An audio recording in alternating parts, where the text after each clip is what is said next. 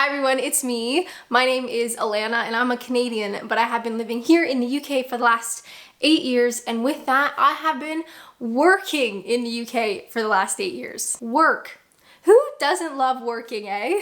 So have a seat, get a cup, and put your feet up. I thought it would be fun to share some of the differences I've noticed over the last 8 years working here in the UK versus what I'm used to back home in Canada. So without further ado, let's go. One of the biggest surprises, and honestly at first I thought this was a prank, has to do with taxes. Now in Canada, as a employee, you are responsible for submitting your taxes.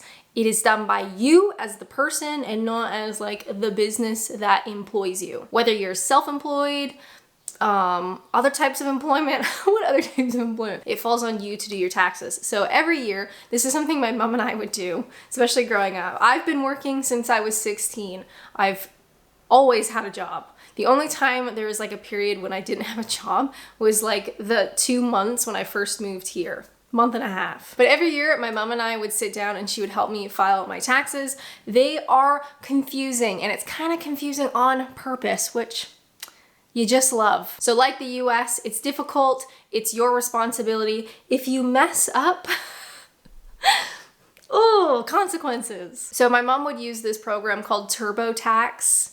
Any Canadians, Americans, TurboTax, it basically is a program that sort of walks you through the process, asks you very specific questions, you fill in your answers and the figures and stuff, and you submit your taxes. And that's just the way it works. Now, I'm very grateful that Canada does not do double taxation. So from my very limited understanding, if you are American and you work in a foreign country, you are taxed in the foreign country and you're taxed in America, which is so gross. Yuck.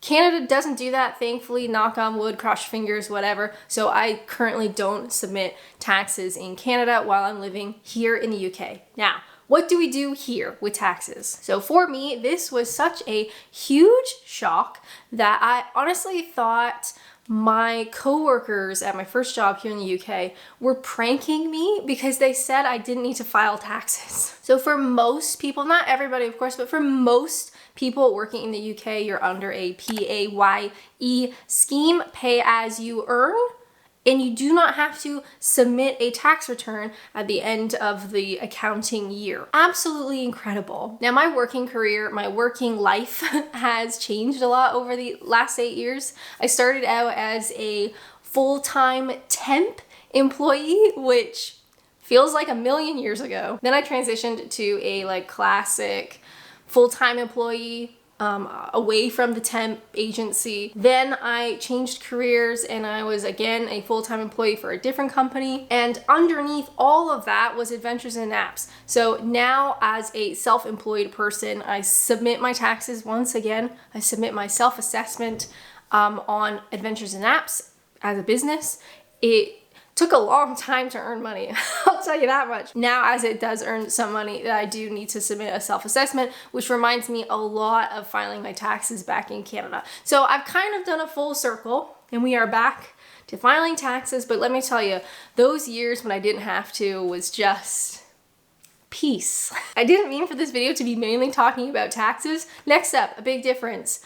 Drinking after work. So in Canada, again, this is all my personal experience. In Canada, maybe we would go out for a drink after work on a Friday. Typically, we would have a meal. So by the time you finish work on a Friday, you get to a sports bar or a restaurant or something, you have a couple of drinks, and then we would normally just have dinner because you're there. So you'd have a meal, you'd have a drink, and you'd head home. Great, perfect. It's simple, it's convenient, there's food involved, which is one of my favorite things, and you don't have to worry about making dinner by the time you get home. Now, every time I mention this story, here in the UK, I get so many comments, emails, DMs, people basically saying, eating is cheating.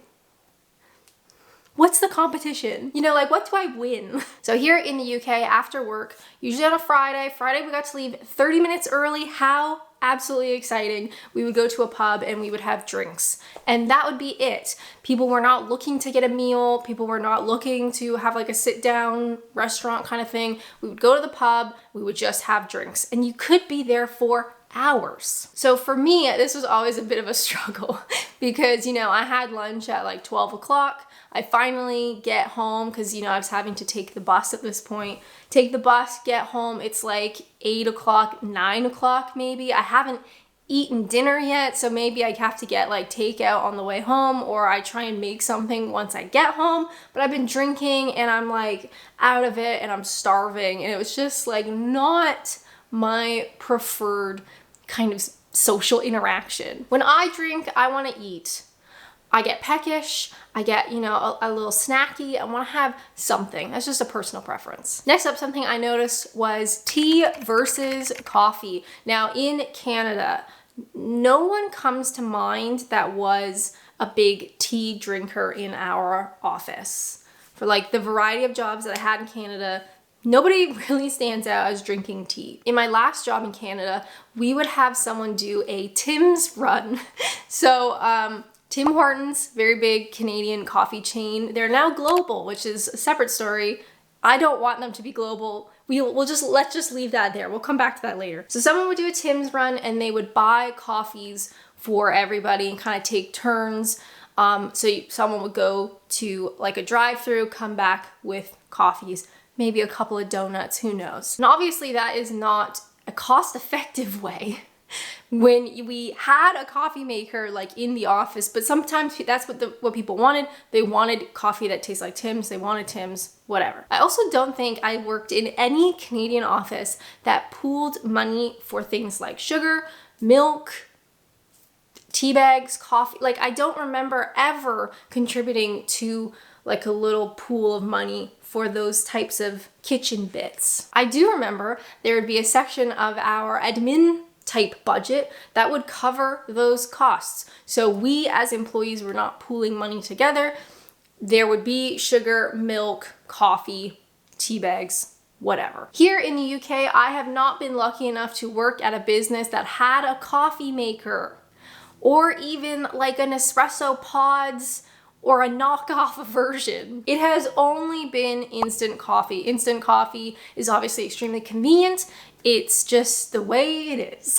Now, before I moved to the UK, I did not know instant coffee existed. I have never known anyone in Canada ever to drink instant coffee. I did not know that was a thing, but it's obviously very convenient here in British offices because you are absolutely going to have a kettle.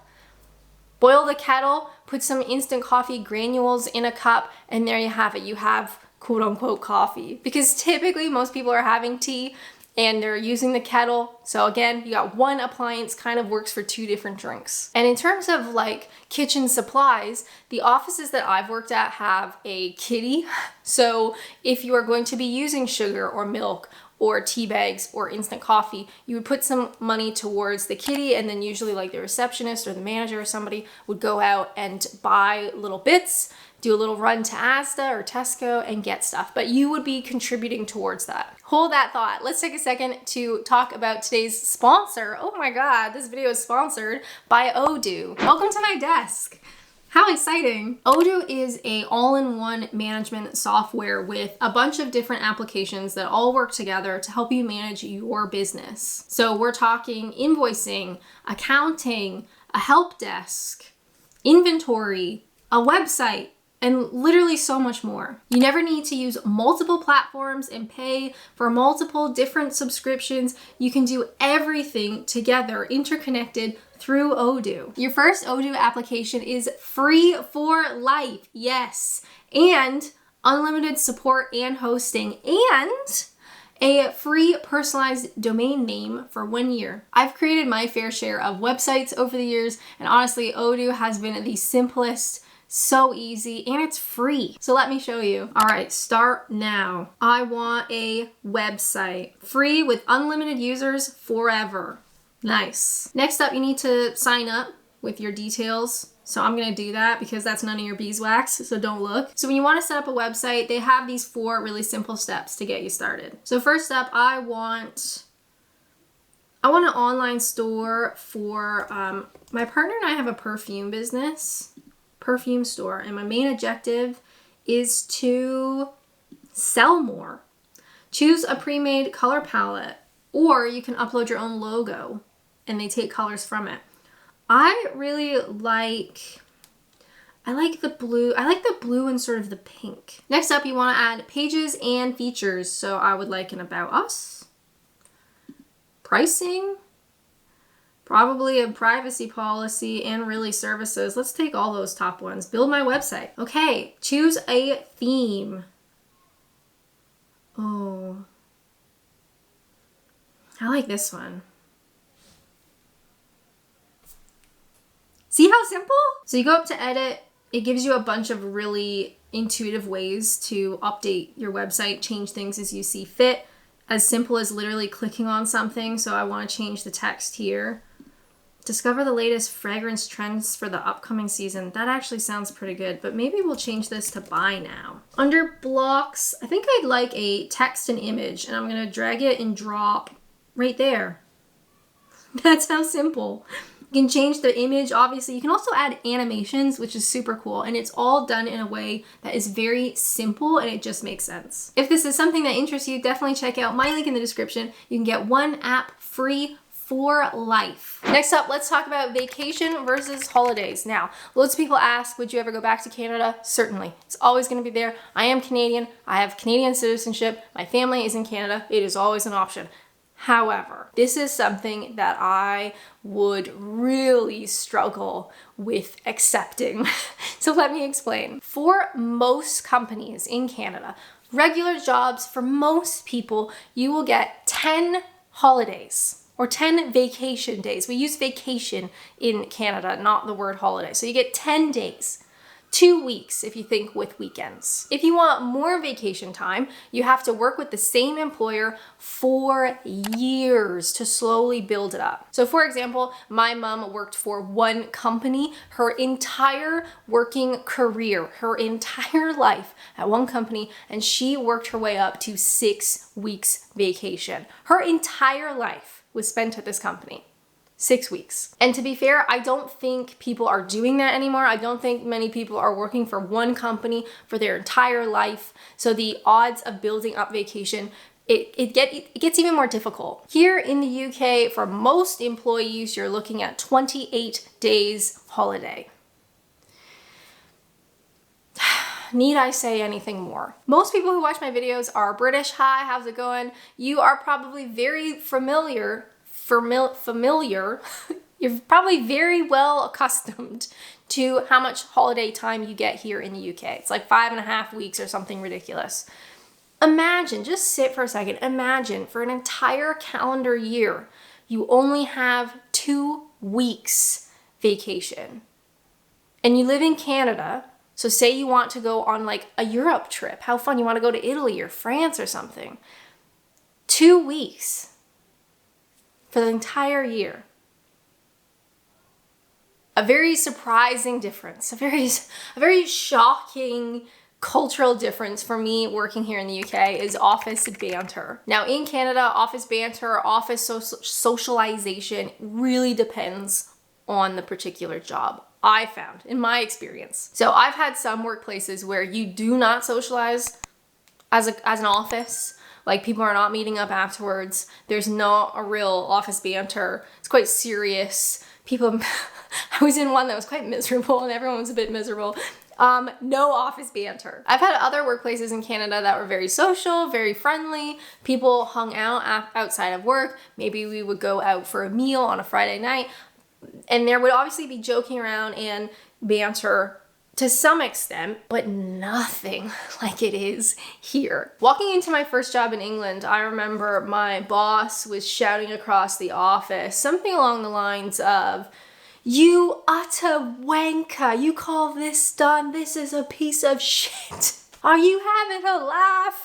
My jaw on the ground. Obviously not all British workplaces have very colorful banter, but I think comparatively there's always going to be more here than you would see naturally, traditionally in Canada. Taking the piss, swearing, banter, sarcastic, kind of deprecating stuff, there's a lot. It's typically all in good-natured fun.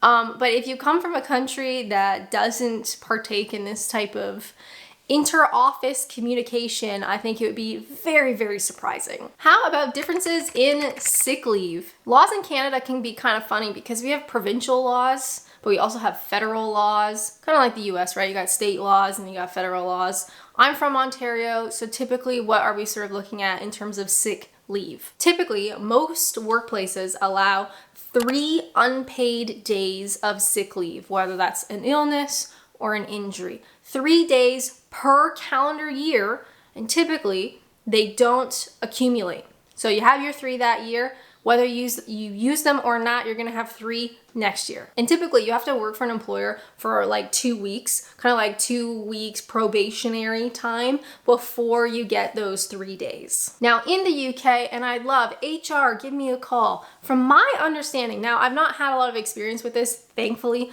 knock on wood, cross your fingers. From my understanding, if you are sick in the UK, you can call in sick. Revolutionary. For the first 7 days of sickness, you can self-certify as an employee to your employer that you are ill. This means you don't need a doctor's note. You don't need quote unquote proof.